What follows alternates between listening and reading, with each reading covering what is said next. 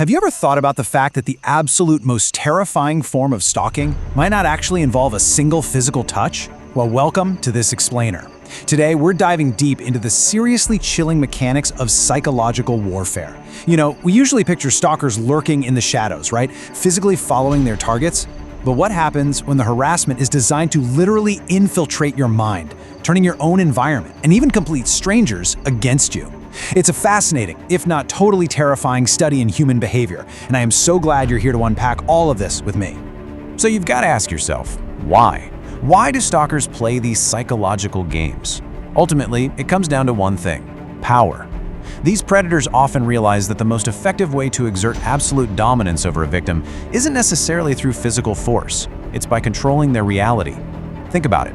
If a stalker can make you doubt your own sanity, fear your own peaceful neighborhood, and jump at literally every single shadow, well, they've successfully imprisoned you without ever laying a finger on you. Just consider this incredibly chilling quote from our source material. It wasn't stalking in the traditional sense. It was psychological graffiti. Man, that perfectly sets the analytical tone for our deep dive today. Just think about what graffiti actually is. It's someone leaving their mark on a space that isn't theirs, right?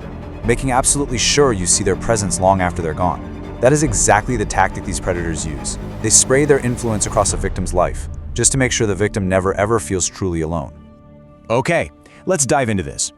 To really understand these mental weapons, we're going to dissect 3 terrifying true stories highlighting 3 specific tactics: overt intimidation, induced paranoia, and the taunt. All right, tactic number 1, overt intimidation. To really grasp this, we're looking at a case study of 2 20-year-old women who had just moved into what they thought was their dream house. It was a perfect fit. Well, except for the property right next door. It was an abandoned, half-renovated house with direct, unfenced access right into their back garden. And unfortunately, shortly after moving in, they found themselves targeted by a group of young men living in the house just behind that abandoned property. You really need to notice the rapid, bizarre escalation here. Look at this timeline. Day 1, the victims catch a man just staring blankly at them from a dark window for a solid half hour. Just a few days later, these men casually trespass into the girl's garden uninvited, randomly offering them stolen washing up tablets. Weeks later, it gets worse. A stranger actually sprints at the victim's house, violently rattles their door handle, and then starts banging on the empty house's windows. And then, no joke, 3 weeks in, a masked man stands dead center on their lawn for 30 minutes with his arms spread wide, literally mimicking Jesus on the cross.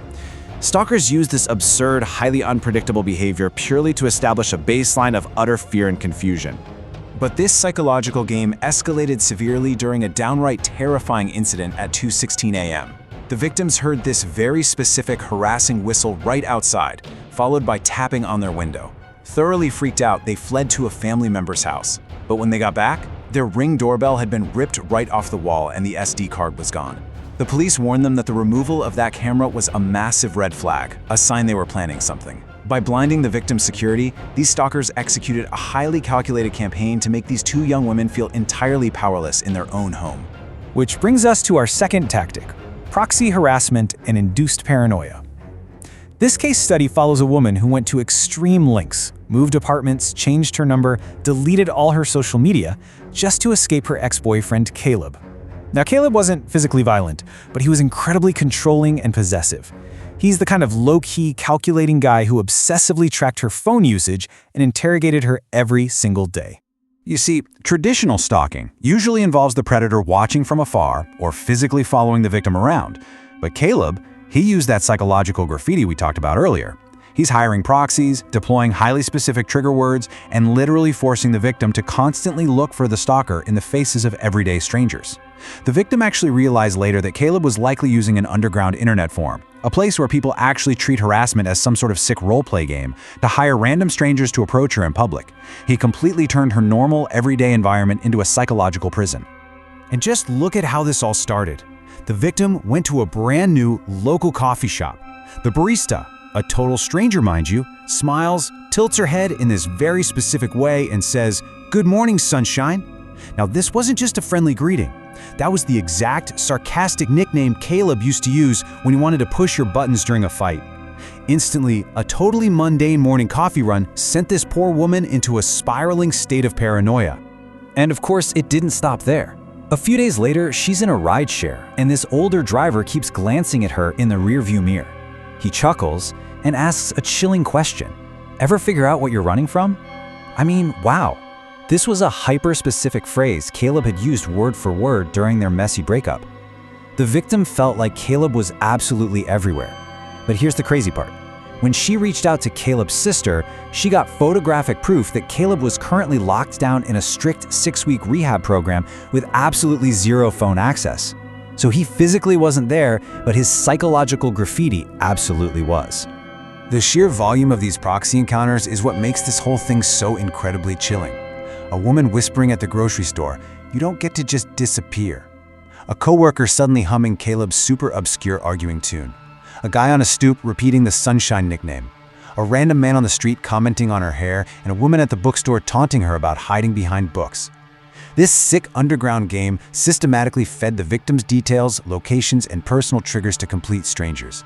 It ensured she was constantly, relentlessly reminded of her abuser, no matter where she tried to hide.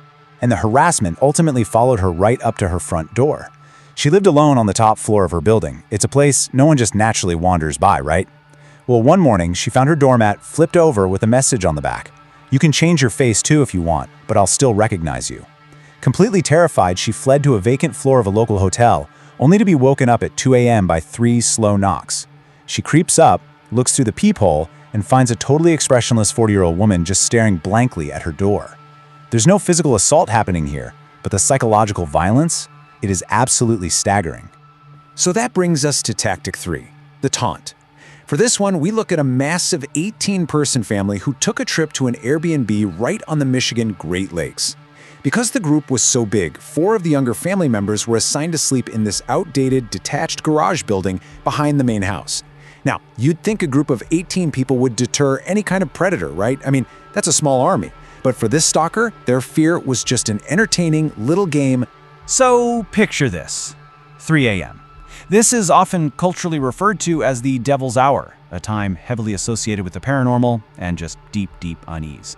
The stalker deliberately waited until exactly 3 a.m. to violently throw his entire body against those garage doors. And he didn't just do it once, he did it 3 separate times over 20 minutes, with impacts so heavy the entire building was literally trembling. This wasn't some clumsy attempt to break in. This was a calculated, deliberate effort to wake them up and incite pure terror. When the adults in the main house were finally alerted, an uncle actually ran outside to confront the noise, and he found a man standing right behind the garage. When the uncle yelled out, the stalker didn't even flinch. He didn't bolt like a normal trespasser would, he just calmly watched, making absolutely sure he was being seen. And then, he simply walked away. He left no footprints in the dirt, made absolutely no sound on the dry autumn leaves, almost as if he just vanished into thin air. And this brilliantly illustrates the psychology behind the taunt. The very next morning, the family found 2 playing cards left on the property, one inside the main house and one twisted, totally demonic-looking card out in the garage. They were both jester cards. Now, historically, the jester is a twisted symbol of mockery and trickery. This stalker was actively telling them, "Your fear is my entertainment." And just to prove his point, the very next night at 4 a.m., he returned to loudly stomp on the porch and violently rattled the weak lock of the basement door where the male family members were sleeping. It got so bad it forced the entire family to literally flee their vacation early.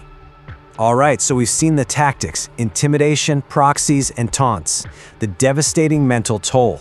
Let's pull all of this together for the climax of our explainer and weave the psychological impacts of these 3 case studies together. We need to really understand the true devastation they leave behind. So what are the ultimate goals of these twisted stalker games? Basically, it is all about exerting absolute control without ever needing physical contact. By using proxies in local coffee shops or posing like Jesus on a front lawn, they induce a state of constant paranoia and hypervigilance. They're making the victim literally exhaust themselves from the inside out. They completely mock the victim's sense of safety, using things like gesture cards or stealing SD cards to prove that locks, they mean absolutely nothing. Ultimately, they create a deep psychological trauma that far, far outlasts the actual physical presence of the stalker. Which leaves us with one final, incredibly chilling question to think about. Can you ever truly hide from a stalker who lives inside your own mind? When a predator's ultimate weapon isn't their fists, but their ability to turn your own thoughts and your everyday environment against you? The whole concept of a safe space completely dissolves. It's an absolutely terrifying reality of psychological warfare. Thank you so much for joining me for this explainer, and please remember to always stay aware of your surroundings.